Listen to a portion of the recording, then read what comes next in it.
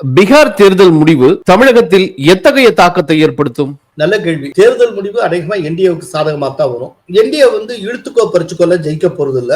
ரொம்ப கம்ஃபர்டபுளா ஜெயிப்பாங்க அப்படின்னா இப்போ தேர்தல் நிபுணர்கள் சொல்லுகிறார்கள். இது என்டிஏவுக்கு மிகப்பெரிய உற்சாகத்தை தரும். இந்த பீகார்ல மீண்டும் ஆட்சியை பிடிக்கிறதுங்கிறது ஒரு மிகப்பெரிய டாஸ்க். இப்போ அந்த டாஸ்க் வர்ற 14ஆம் தேதியோட வெற்றிகரமாக முடியுது அப்படிங்கிறப்போ அந்த உற்சாகத்தோட 15ஆம் தேதி முதல் தமிழகத்தை அமித்ஷா கான்சென்ட்ரேட் பண்ணுவதற்கு ஏதுவாக அமையும். சோ பீகாரில் கிடைத்த வெற்றி தந்திருக்கிற உற்சாகத்துடன் தமிழகத்துல மிகப்பெரிய ஒரு பங்கேற்பை அவர்கள் மேற்கொள்வார். பீகார்ல படு மோசமான தோல்வியை காங்கிரஸ் அடைகிறதுன்னு வச்சுப்போம். காங்கிரஸ் பேரம் பேசும் திறன் மட்டும் டிஎம்கேல இருக்கணும்னு ஆசைப்பட்டாலும் அங்கேயும் கை ஓங்கி பேச முடியாது.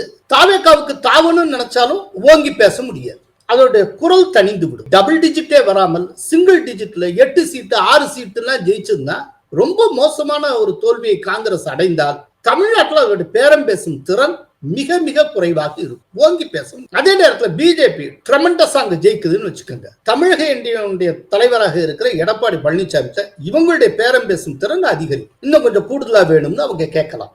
இதை தாண்டி தொடர்ந்து இப்போ என்டிஏ ஜெயித்து கொண்டே இருக்கிறது. மத்திய பிரதேசில் ஜெயிச்சது, சத்தீஸ்கர்ல ஜெயிச்சது, ராஜஸ்தான்ல ஜெயிச்சது, ஹரியானால ஜெயிச்சாங்க. வரிசை அதே போல மகுடம் வைத்தது போல டெல்லியில தேசத்தின் தலைநகர்ல பிரமாதமா ஜெயிச்சிருக்கு பிஜேபி. அப்போ அமித்ஷா மாதிரியான ஒரு பர்சனாலிட்டி என்ன நினைப்பாங்க, தொடர்ந்து வெற்றி பெற்றுட்டே வரும். இந்த வெற்றி தமிழ்நாட்டுல தொடர்ந்தே ஆக வேண்டும். எந்த காரணம் கொண்டு திமுக மீண்டும் ஆட்சியை பிடித்து விட கூடாது. அப்போ அதுக்கு என்னென்ன உண்டோ அத்தனையும் பார்ப்பாங்க. அது அத்தனையும் பார்க்கறதுக்கான ஒரு மிகப்பெரிய உற்சாகத்தை பீகார் எலெக்ஷன் முடிவு அமித்ஷாவுக்கு தரும், மோடிக்கு தரும், எடப்பாடிக்கு தரும், எல்லோருக்கும் தரும்.